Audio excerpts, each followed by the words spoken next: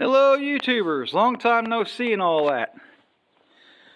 Alright, been once done a video, and I mentioned in some past videos at some point I would do an approximate 100-hour review video on my LS tractor. Tractor Talk with Gary was one in particular was asking about a review.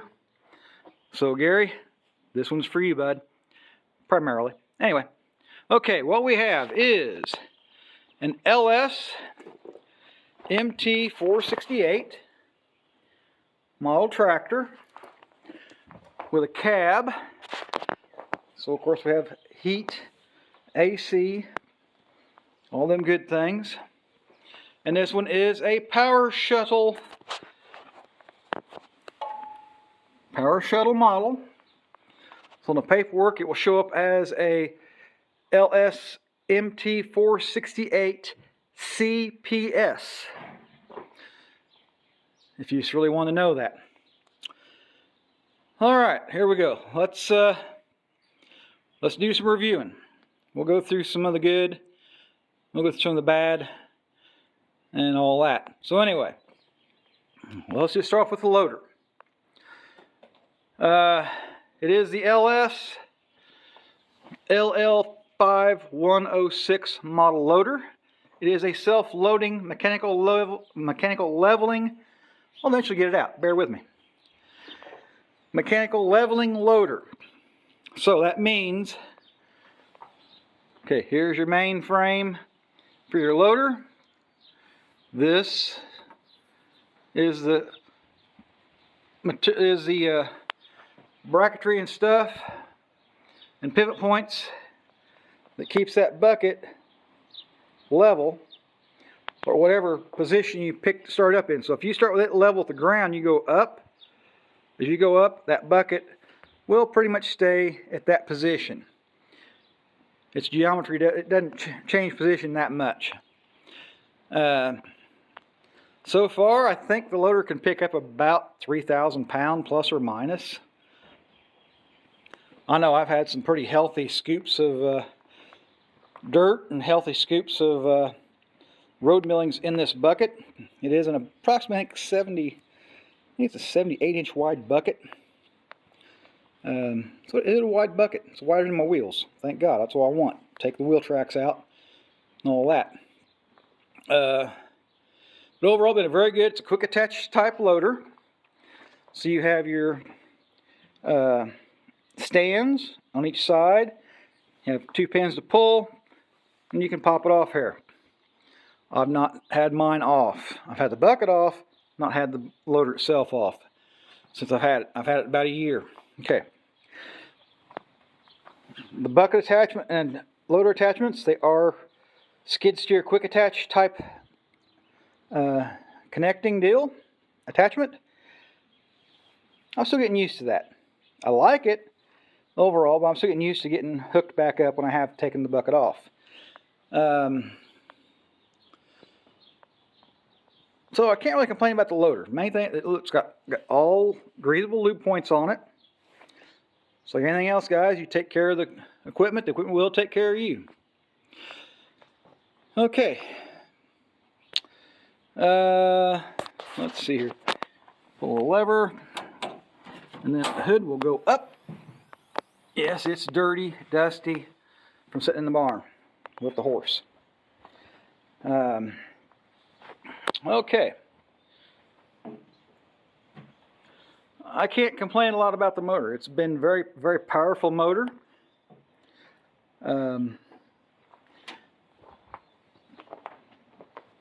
So far, I have done the 50-hour oil change on it, and you know, so far it doesn't burn oil.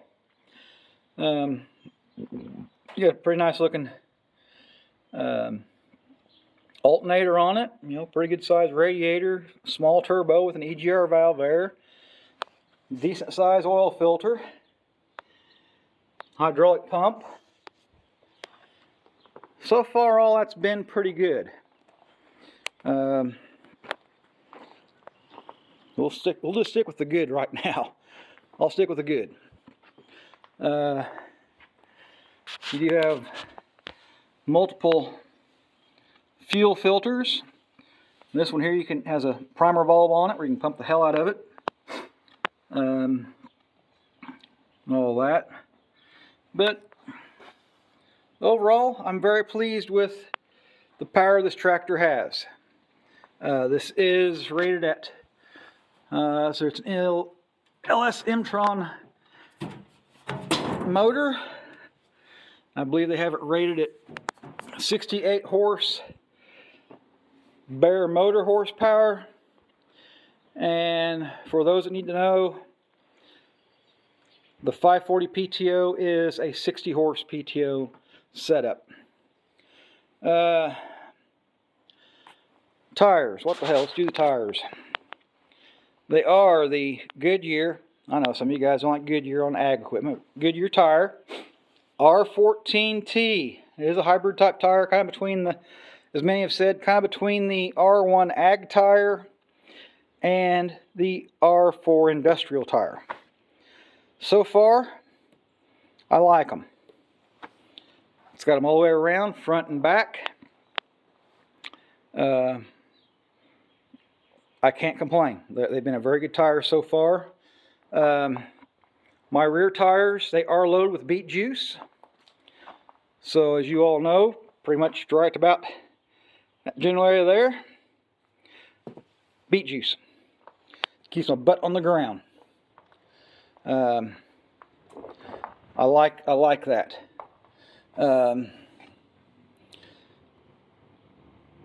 Let's walk on around the back side. What the heck? Yes, I have a tiller on it right now. Have your 540 PTO. There again, like many guys point out, the PTO hood shroud does not pop up out of the way. It is mounted rigid and solid. I'm okay with that. The 3-point arms, lower arms, they do have sway blocks on them. I kind of like them. They have a threaded end on that end. This in here just is a rod in the tube where you can put in drop the pin in a hole once you get it set to where you want. I'm okay with that. I do like the 3 outlets on the back. That's a bonus to me. I'm used to having a single or a double. I got 3. One good thing about them. Good thing on the 3 hydraulics there. The green and the blue, they're just strictly either extend or retract on your cylinder of your implement you're running, whatever it is. The black ones are a continuous cycle. You can push the lever to a position, it will lock in place, and that will just run your hydraulic oil around continuous. So that'd be ideal for maybe a driver, some kind of a hydraulically powered cutter, something along those lines. One other thing I like about this, kind of hard to see, but there's a lever right there. Put that lever in a little hole on this right here. I'm not zoomed in my finger. And you can work your outer hydraulics, your lower arms to help hook up. That is a wonderful thing, especially now that I have a cab. Let's see here. Let me stop this and I'll jump inside. Hell, we're almost 10 minutes in. Okay, let's move on to the cab stuff. So far, it's all been pretty good, right? Sorry about the finger there. So far, it's all been pretty good, right? Right. Okay. I do like this power shuttle. This paddle right here. Forward, there we're neutral. There it will show forward on the dash, on the gauge cluster. Back, it'll show an R for reverse or neutral. When I'm using this, I don't really have to use the clutch. All I gotta do is, if I'm using the manual lever, here's your throttle. Damn, missed my finger. idle it down, neutral, and then go forward or reverse, whichever way you're going. And once it starts to move, hand throttle, wind it up. If you don't want to use the hand throttle, just leave it in the idle position. You got a foot throttle on this one. And I've got to where I really like that. I like the foot throttle. So that way if I've gone as far forward as I need to go, or reverse, I can just let off the throttle, let it idle down, and move my power shuttle paddle chair wherever I need to go, forward, reverse, and not have to use a clutch. That is a nice thing. Nice bonus to it. Alright, now, one other thing on the driveline transmission. You have, on this particular model, 4 ranges. 1, 2, 3, 4. H pattern. Thing to remember is, I'm okay with it. These are non-synchronized gears, so you have to be completely stopped before you shift this lever. And you have to use the clutch when you go to shift this lever when the tractor's running. So, heads up, clutch to use that at a stop when you change ranges. Now, over here is your transmission gear shift. Again, an H pattern. 1, 2, 3, 4. These here, again, you got a clutch to shift it. So you got to hit that clutch back over here to shift this transmission. Now, one thing is, you can shift it on the go. These gears are synchronized, so you can be rolling. And if you want to go from 1 to 2, 3 to 2, whatever, 3 to 4, just clutch, shift, let out, go. I like it. Now that gives me, with this particular tractor, this gives me 16 speeds forward, 16 speeds reverse. I like that. I like the selection of gears. I like it. Let's see here. Other things I like. Okay. Like I said earlier, you have 3 these hydraulic levers that control your hydraulic outlets out back. These 2 are just strictly retract, extend. See, they snap right back as soon as you let off. The black lever, yeah, it does retract, and it'll stay in that position. That's good. That way your oil can circulate. Or extend, and it will stay in the extend position. So you can run something that is a rotary, clockwise or counterclockwise. Might work great for a hydraulic post hole digger. Might work great for a hydraulic powered rake, a hay rake, something like that. But I like that. Something else I like, but I don't fully use its full attempt or full use of things. This is for your 3-point lift arms. Now, a thing that I like is the fact I can take my 3-point lever here. I can pick the depth I want to run something at, or the height I want to run something at. Say a bush hog. I want to run it, say 6 or whatever on that scale there. Well, once I come to where I'm turning, if I don't want to bend my sides of my bush hog in by hitting dirt or whatever, I can just grab this, pull back, and my 3-point will go up. And once I get straightened back around, get ready to go back into where I'm mowing, I can push this and let this down. 3-point goes down. Away you go. You're back to this height here. No problems. Good to go. I like that. Now, when I'm running power takeoff stuff, PTO powered stuff, I'll use this if I don't want to use the lever, just so I'll have my height set where I want. But this tractor also has this function here. Has a PTO manual and auto. I usually leave it in manual, just so I can use this and my PTO not shut off.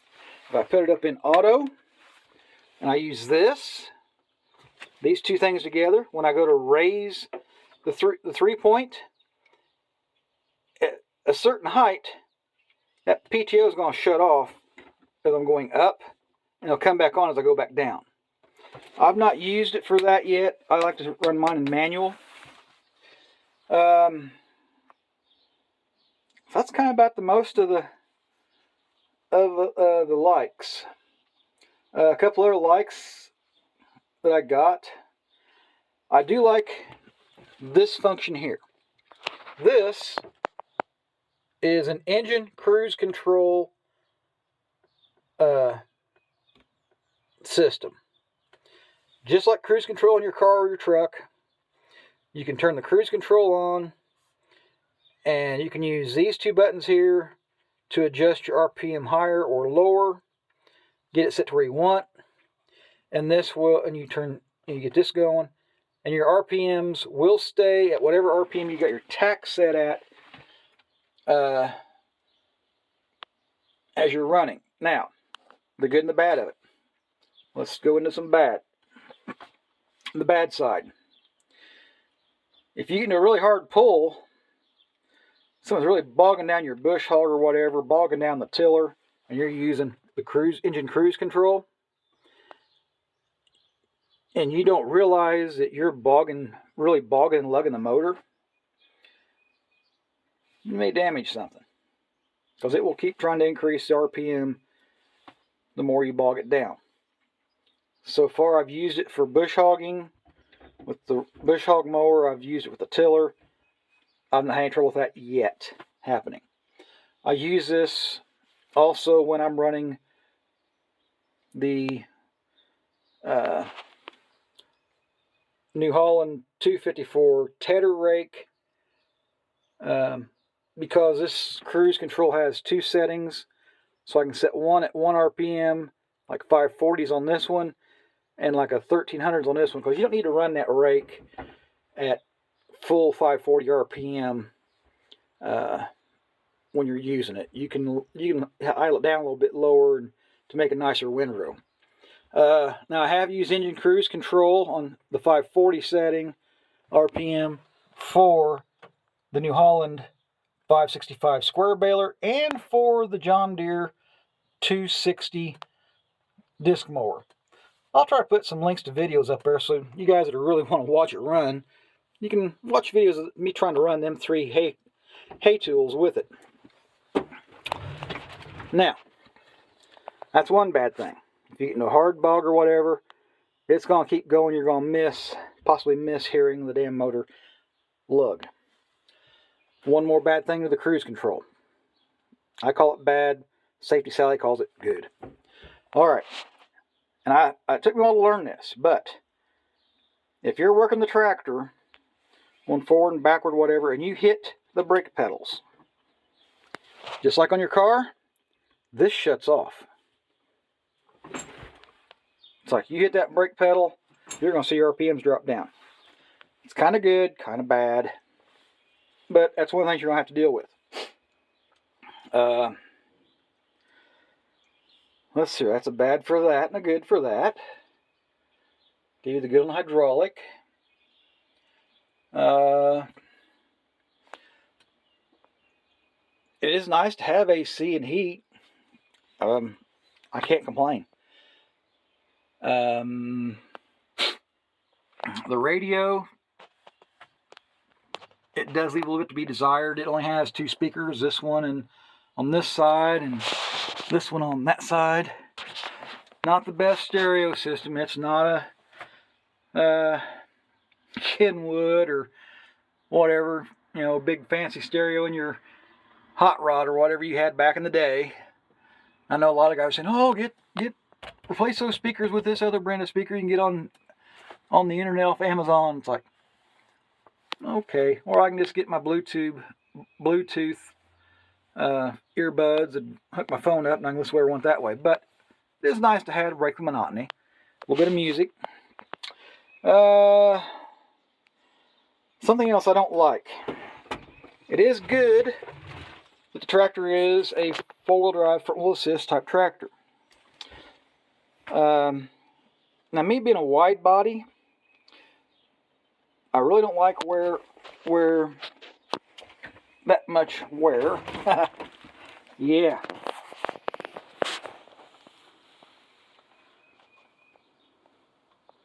That lever right, that knob right there. That's your two-wheel drive, four-wheel drive engagement lever. I really wish that was up here higher somewhere, because being a wide body, it's not fun trying to reach down to pull that up or push it down when you need four-wheel drive. So that's kind of a bad for that. Now, one more bad thing. And guys, don't go running to your dealer because you put your tractor in four-wheel drive and the four-wheel drive light does not come on your dash. The manual will tell you that is not hooked up for this particular series of tractors. I think it's the 458, 463. I can't remember model numbers. But I did mention that, and I'll put that video up for that kind of link thing up here somewhere with the rest of the oddball stuff to refer you to. But it does suck that that light does not come on when I have it engaged in four-wheel drive. It's going to be another 20-minute video.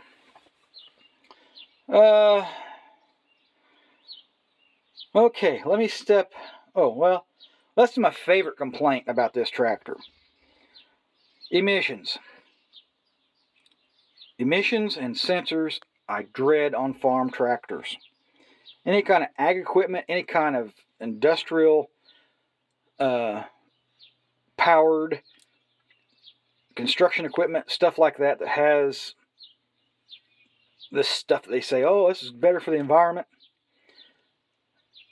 There's good and there's bad.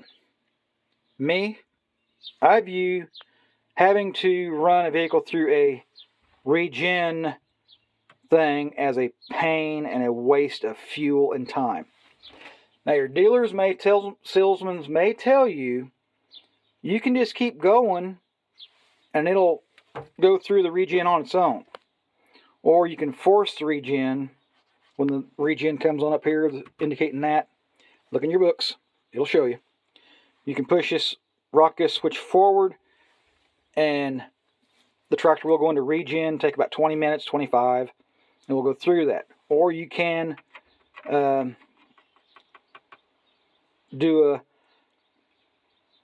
push the switch this way and hold down, and you can do the regen at a later point. The salesman will tell you, ideally, don't do this. Don't go past the regen, make it go through regen. That's your call. Me, I usually push it forward, hold it forward and let it go through regen, 20 minutes, whatever. It does happen at inopportune moments. And that's why I say you have a muffler, which was on this side of the motor, up on top of it, before it goes into the upright exhaust. But it sucks that it has the regen stuff on it, and that it collects all the particles and stuff. And you can't really look at the smoke and tell, am I really burning oil? Am I really burning water? Am I turned up too high and really wasting a lot of fuel, blowing black smoke? You can't really see that. At least I can't. I've been watching it. All right, let me step outside and do another thing I don't like. Hang on. Oh, one more thing. Now I got the tractor and remembered it. Another dislike. The park brake. It's down here, just like your four-wheel drive knob. Again, I'm a wide body. I don't like where it's located. That's just me. But, yes, I've used it, and yes, I've not used it. I'm more likely not to use it where I'm at than use it. But that is a choice. That is a choice not to use the park brake. Your salesman, the dealership, will tell you, use this. And if you're not familiar with your tractors, use the park brake. make sure you're neutral. Use park brake before you dismount the tractor. All right, something else I didn't like when I bought this tractor. I did not like the lighting. I did not like the stock lights that were on the cab of this tractor. So, I'll put the link up here in the corner or whatever of me talking about what lights I put on this tractor. These are LED lights. They are 6.5 inch wide. I think there's 4 rows of lighting on them, each one. They do make a very big difference from the stock light. Now, am I going to be working out in the field at night? Probably not, because I don't do that much. It's not a big operation here. Just a few acres, a couple acres of hay, just for the wife's dang horse and anything else I might get rid of. But I do have a snowblower. I'll put a link again up here if I have some snowblower footage. Now the snowblower with this tractor running. And yes, I have had to use the lights because after all, where I'm located at about 4 o'clock in the evening, it's dark. I need light. But I think that's really about it. Hate the deaf. Had to upgrade the lights.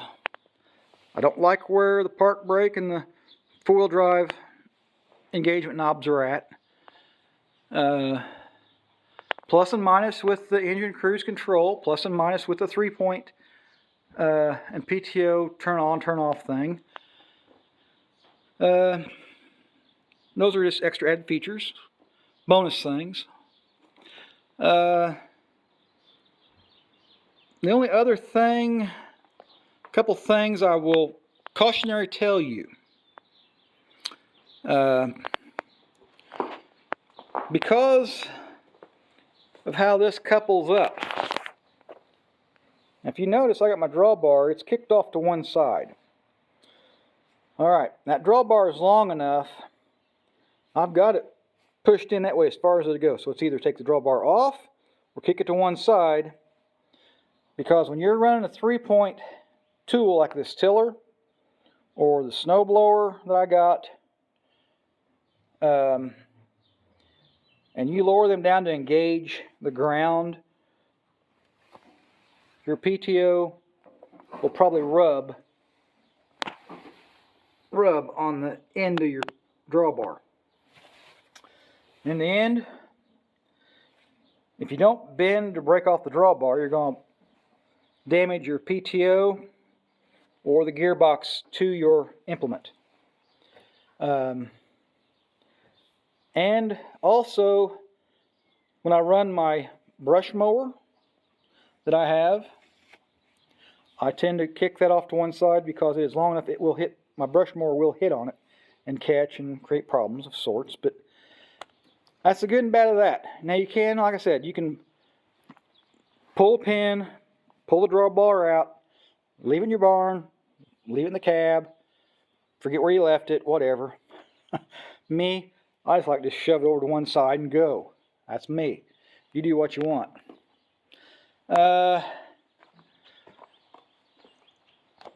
Let's see here. I think that's enough. Good God, we're 25, almost 30 minutes into this thing. That's so far within 100 hours. That's my good and bad and like and dislike. It's been a very good machine. There is a group on another social media that I have joined, and they are an LS group, and there again, I see more issues that the guys and gals have with tractors more often than I do hey, it's a good machine. I understand that. When I think about who you are on that group, you know, I don't know exactly. I got an idea who you are, the type of person you are, but I do not know you to where I can give a real good positive or good read on you, or tell everybody what they may be thinking of you too. But anyway, I understand. I'll probably be on there eventually complaining about something else with this tractor. And where do you find a part for this? Where do you find a part for that? Why does it do this? Why does it do that? That's going to happen. But on that note, I'm going to let y'all go. I think I've talked long enough about this LS tractor.